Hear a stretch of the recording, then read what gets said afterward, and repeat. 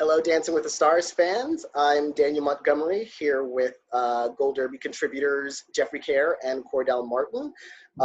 As we are speaking, we have seen the first 2 weeks of Dancing with the Stars, season 29, this unusual COVID-affected season, with 15 celebrities socially distanced from Tyra Banks, who is the new host, socially distanced from the judges, who are sitting like a mile apart from each other. And there's already been one elimination, so there's a lot to talk about for these first 2 weeks. So I think let's just get into that first elimination that happened on Tuesday night. Charles Oakley was eliminated, and Carole Baskin was also in the bottom two, but the judges decided to save her in a split decision.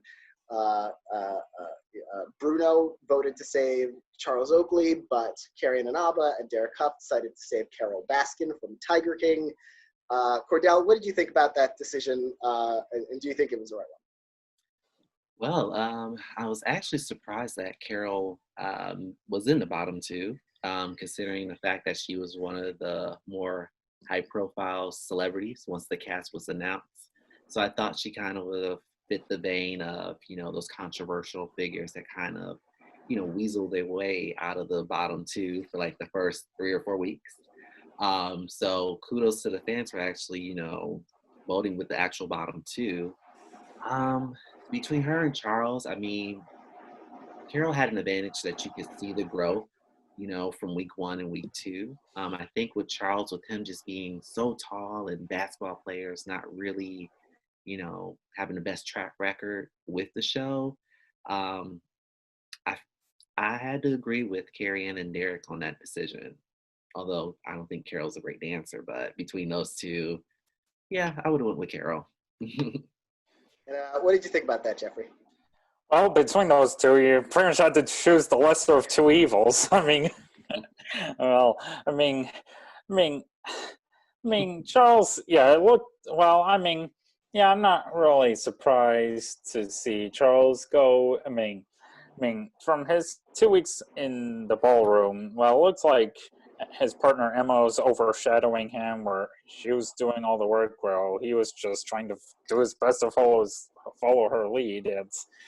Yeah, I'm not surprised, and I'm kind of glad to see him. Well, kind of glad to see him already done because, well, I'm not sure how much he could have improved. And Carole, well, yeah, it is kind of surprising that she didn't make it in the bottom two because I figured, the enormous fan base for Tiger King would have, at least kept her safe from the bottom two. But, then again, we'll see if, the fact she was in the bottom two this week might get her fans to keep voting for her next week. Yeah, it's interesting because in recent seasons, like as Cordell mentioned, like having the bottom two scores, we're like, okay, well, which better dancers are going to go first? Mm-hmm. While the Sean Spicers stick around, or the grocery store Joe sticks around, or while Bobby Bones eventually wins the whole season. We've been sort of programmed to assume that the bottom dancers are at least going to survive a little longer, especially if they're like notorious, like Carole Baskin is. And so I wonder what it means that the bottom two on the leaderboard were actually the bottom two after viewers voted. The ratings were pretty good for the first episode. I'm not sure what they were for week 2. Maybe the fact that there were more viewers might have evened out some of the fanatical voting that we've seen in recent seasons from the hardcore partisans who are just going to vote for one particular person no matter what. There's also the possibility that, which was a theory that I had that I wasn't sure how it was going to play out. Carole Baskin was from this incredibly popular documentary series, Tiger King, but the popularity of that show, a lot of it comes from how much people who watch that show believe she murdered her first husband. So, I don't know that people who are huge fans of Tiger King were ever going to be huge fans of Carole Baskin and going to vote for her. If anything, maybe the opposite. Maybe people would be inclined, if they could, to vote against her. So what we did see is that she did not have the fan base, at least in the first 2 weeks of the competition, to overcome those low scores. Although, from a pure dance standpoint, I do kind of agree with the result, which I'm surprised to say because her first Paso Doble in the season premiere was bad. Like it was kind of a train wreck.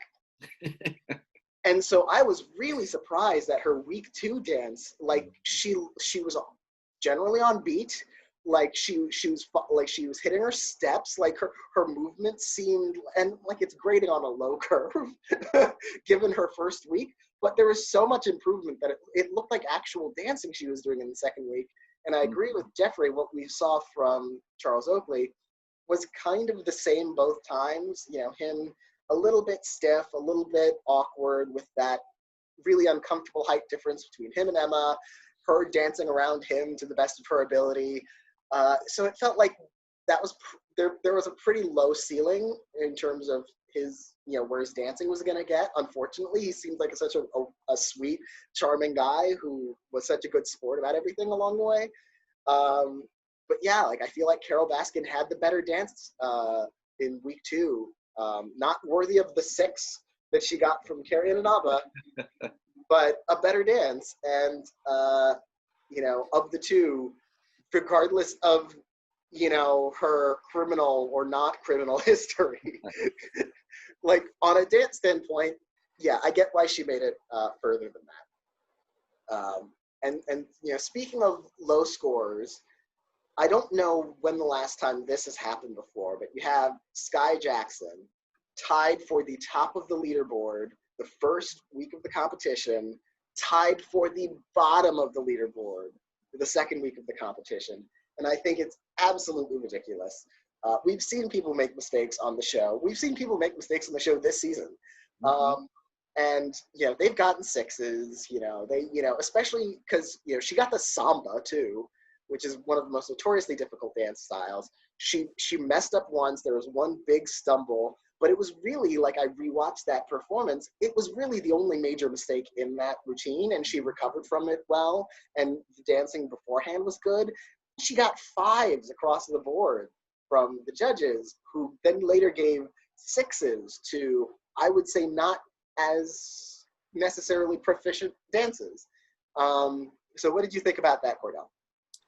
Yeah, I think, unfortunately with her going, you know, the first half of the show, I think did her in terms of the scores. I think had she performed a little later, maybe she would have gotten a 6 or 2. And the good thing is that because there is, you know, a huge cast with, you know, 15 cast members, you know, luckily she had that buffer room to, you know, make that mistake and still be safe. You know, had this been whittled down to top 7 or 6, she potentially could have been in danger of going home. So. Yeah, and the samba, it's in one sense, if she had to have that happen on a samba, it's good to have that happen early. When she has that buffer, and when she has, no offense, but a Charles Oakley and a Carole Baskin to fall back on. What did you think about her routines and her scores, Jeff? Well, I mean, it wasn't as good as her performance from the first week, but I thought it was still pretty good. And yeah, I agree with what Cordell said, that, you know, had she gone on later in the night, maybe she would have received a higher score than she ended up receiving. So, I mean, it's so interesting just seeing, I guess, her already get a downfall from within 2 weeks. Yeah, it's so weirdly inconsistent how that happened, and it felt like the judges were being especially harsh and then especially kind, like within the same night. It's like they had some edibles before the show, and it took them halfway through the episode for them to kick in. And you know, speaking of the top of the leaderboard, wasn't Sky Jackson obviously this week. It was Caitlin Bristow, the former Bachelorette, who was injured, and I don't want to put that in quotes, but I feel like I need to put that in quotes to a certain degree. We really didn't get nothing in her clip package really indicated anything was hurting. Like, we saw a little bit of footage of her, like, holding her ankle or something like that backstage, brief seconds. But we were really just listening to Tyra narrate this injury. And then Artem comes out. It's like, how's she doing? It's like, well, we hope it'll work out. And then right before she dances to close the show, no less, she's the last to dance. And she's like, you know what? I'm gonna, the show must go on. I'm gonna push through the pain and all that sort of stuff. And she gives a completely effortlessly beautiful performance. I'm not gonna take anything away from that performance. It was absolutely the best of the night as far as I'm concerned. And she got the first 8 of the season. But just the way that the rise and fall of that narrative felt it felt very much like the Alan Burstyn showmances of past seasons, where it's just like, don't try and sell me this. I'm not buying. So like I'm willing to believe that she had some ankle pain and maybe needed some cortisone or something like that, and but it didn't seem like there was as much, because we've seen injuries that have really gotten in the way of people's performances, and this didn't seem to be that. Are you as cynical as I am, Cordell? Of course, like when we were chatting, I knew with her going last and all this drama, she was going to have the high score of the night and, overcome this injury and all of that. Honestly, it's like, all right, Dance with the Stars, we've been on for X amount of seasons. We know the game now as longtime viewers. Like, just let the girl dance. We already know she has a built-in fan base just because she comes from Bachelor Nation. Like, if she's a great dancer, as I mentioned in our chat, that I think she's probably the best, contestant from the Bachelor series, from a dancing standpoint, maybe next to Melissa Rycroft, but she already has the goods. Like, just let her narrative and her story just happen organically. Like, the fake drama, we do not need it. I even wonder if some of that was maybe to not detract, but to sort of deflect from her clip package, where we found out she had been trained as a dancer from the ages of 3 to 18. she was a professional dancer basically or at least a competitive dancer for 15 years of her life, which is a thing I didn't know, not following The Bachelor or Bachelorette. I don't know if that's something that's widely known about her biography. So yeah, I felt very Ringer vibes there, and then for her to dance so well, it was almost like, yeah, well, she hurt her ankle though, so you don't have to resent her for being able to dance as well as she does. I do think even 2 weeks out, it's kind of clear that she's, at least so far, she's a better dancer than Hannah Brown, who won just last season. Yes. So she could very well win, and she could very well deservedly win. Like, I don't want to take anything away from her dancing. It's just like, it's just dance. Mm-hmm. The good news is that Artem is her partner, who honestly could use a ringer. Like, he's never made it past 6th place. But he is with Nikki Bella. They just had a kid together. There's not going to be a showmance here. It's going to be okay. What did you think about Caitlin Bristow's performance, Jeffrey? Well, whether people believe her story of injuring her ankle or not, hey, she and Artem were at least able to pull off a glorious routine to end off the week. Well, before the first elimination, but still, you know what I mean. And it's not to mention that I echo pretty much what's been said already, that, yeah, she really is one of the better, if not one of the best Bachelorette contestants on the show so far. And I also agree that, if she ends up winning following the footsteps of Hannah Brown, she actually would be deserving of it. And I want to talk about one other celebrity who I've been rooting for since the very beginning, and turned out, and honestly, I've been rooting for her, but I didn't know if she'd have the chops, and she has the chops so much better than I thought she would, and she has the personality that I knew she had, but I wasn't sure how it would come through on the show, and it does 100%. Justina Machado, from One Day at a Time, who, on paper, she's in her 40s, she's not the diagrammatic Dancing with the Stars champion, but her first dance, she had the moves down. Like she has the technique, she has the rhythm, and she has the musicality, and she has the personality on the dance floor. No one looks like they're having as much fun as she is. And I feel like even people who weren't as familiar with her, she's the kind of person who could gain fans through the show. Which is so exciting to me that she, and it was even more exciting to me that in the second week she did just as well as she did the first week, because I was worried. It's like, okay, she did really great that one dance style, but oh, what if she tries to mix it up here and it's not as good? But it was just as good. So what did you think about her? Do you think she could win Cordell? I think so. To your point, I mean, she has the musicality, but also she just has that personality that, audiences gravitate towards. I mean, you look at past winners like Eloy Hernandez or Bindi Irwin, they just had that personality because they just lived for the moment.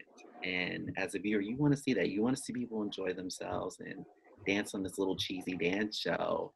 I think, after this first 2 weeks, I think she's one of the front runners, in my opinion. And I'm hoping, following the footsteps of Zendaya, that hopefully the Emmy voters, see the ray of sunshine that she is, and maybe give her some Emmy love in the future, like Zendaya. So, yeah, well, hopefully it doesn't take as long as Zendaya, because Zendaya, between Dancing with the Stars and winning for Euphoria, it was like 8 years. Like, let's give Justina Machado her Emmy, like maybe next year.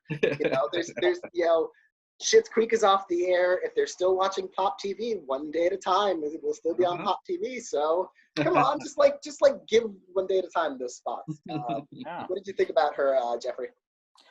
Well, yeah, and Justina, I thought, I think Justina and Sasha are both definitely front runners for now, and I thought their performance this past week was quite lovely, and so. Yeah, I agree with what's been said already, that, she could definitely win this. I mean, we're still a long ways to go, but yeah, I think she's definitely one to watch. And, one to watch next week in episode 3, which is going to air this coming Monday night, is Disney Night, which is happening pretty soon. And Jeffrey, like in our group chat, Jeffrey sent us, linked us to the songs that will be danced to in next week's show. And the interesting thing to me is that we get so many repeats. Yes. If not the same songs, then the same films, but sometimes even the same songs. Like, we've had How Far I'll Go from Moana. Yes.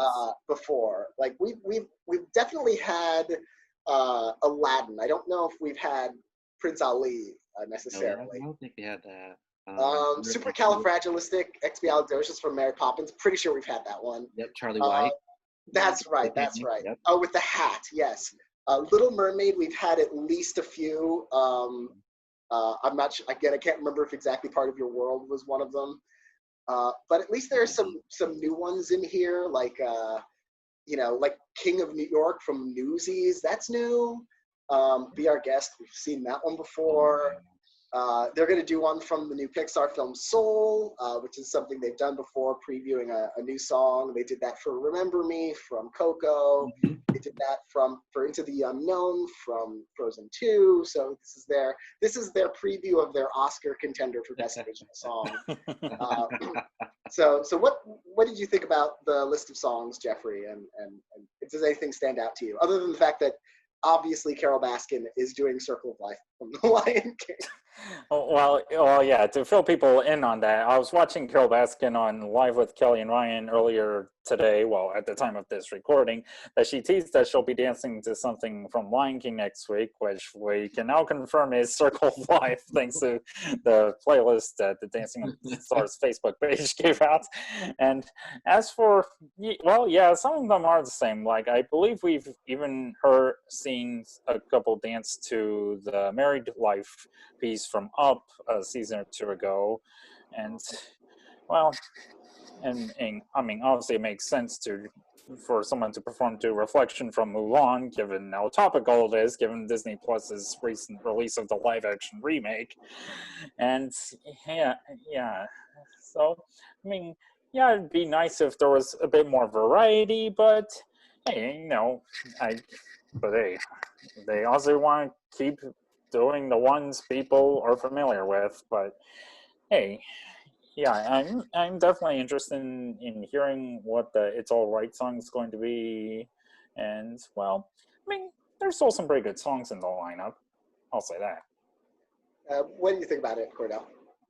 Yeah, I mean, Disney just has this huge vault of films, and it's like, all right, they keep recycling the same like 10 songs each time, and I don't know, it's a little annoying because you're always comparing them to past routines and past performances. But with that said, I do love that they finally gave some love to the Princess and the Frog. So I have a funny hunch that probably Sky is going to be dancing to that Yeah. song. So, which would be a cute little dance for her, hopefully, to rebound after this past week. And now that we've had 2 weeks of the competition, I know going into the season, we at Gold Derby, our prediction center, all the users who watch the show and come register in our prediction center, predict the winner every week, predict who will go home. Going into that first episode, Johnny Weir looked like the front runner on paper. He hasn't sort of gotten his legs under him yet. Like, he's been very middle of the pack the first 2 weeks. He hasn't been an obvious breakout like a Merrill Davis was, like, right away. So he's fallen into third place going into week 2. Sky Jackson moved up into first place in our odds in week 2.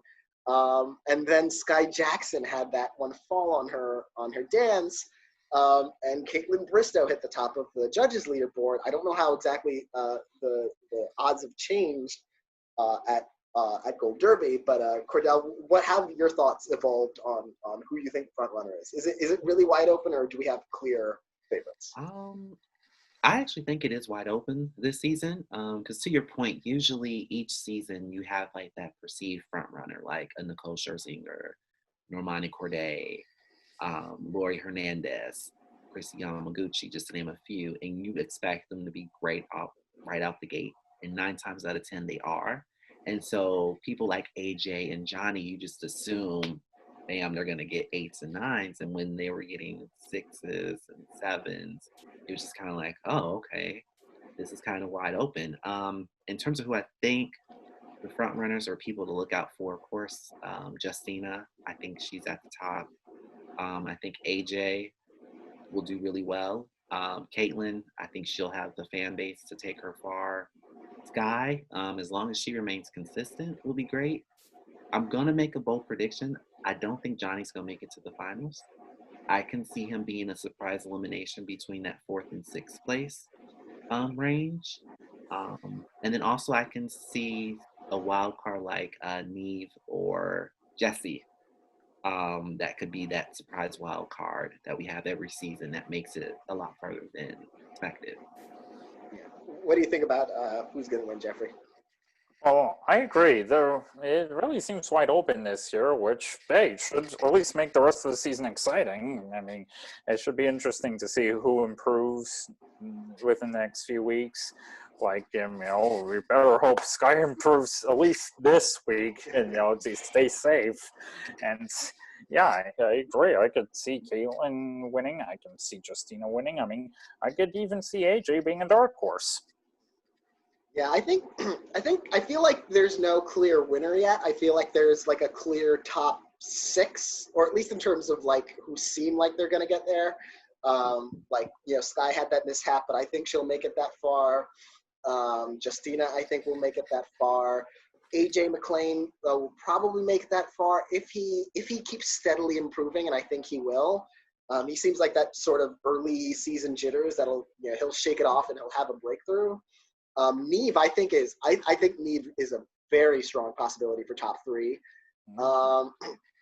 And Johnny too, if he, like, the fact that he didn't really improve from week 1 to week 2. It was sort of like still kind of pretty good, but room for improvement in a way that you'd expect a figure skater to just have the technique on point.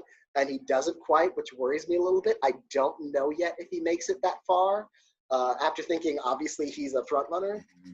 So that's one of those time will tell ones. He could bring it out very easily because he has that athletic background. But time will tell on that one. But yeah, for now, I'm going with my girl Justina. If only just to keep her odds high up there to let everybody know, yes, she is a champion. She is amazing. She's the only contestant competing this season who I've personally met. So in the unlikely event that Justina, you are watching, love you. You're awesome. Keep it up. And so yeah, I really feel like she's got what it takes. And I'm really excited to see contestants improve because there's a lot of potential in this season that I really appreciate, in the sense that it's not a lot of people who are like obviously like great ringers, but there's nobody like really scraping the bottom of the barrel. Like there's no, I mean, say about Carol Baskin from her landing in the bottom 2 this week. I don't see her lasting very much longer. At very most, maybe another week or two. So, everyone can hang. Like even someone who is inconsistent, like a Chriselle Staus, who had a bad first week and then had a really great second week. So like people are really up to the occasion and have the capacity to improve in a way that's going to make this really interesting. Yeah, and to your point, I think someone who I hope, just embrace the experience is Nelly. I think, he has that, natural rhythm, but he's trying to play it too cool. And it's like, dude, we know you're a hip hop star and you're trying to have this, street cred.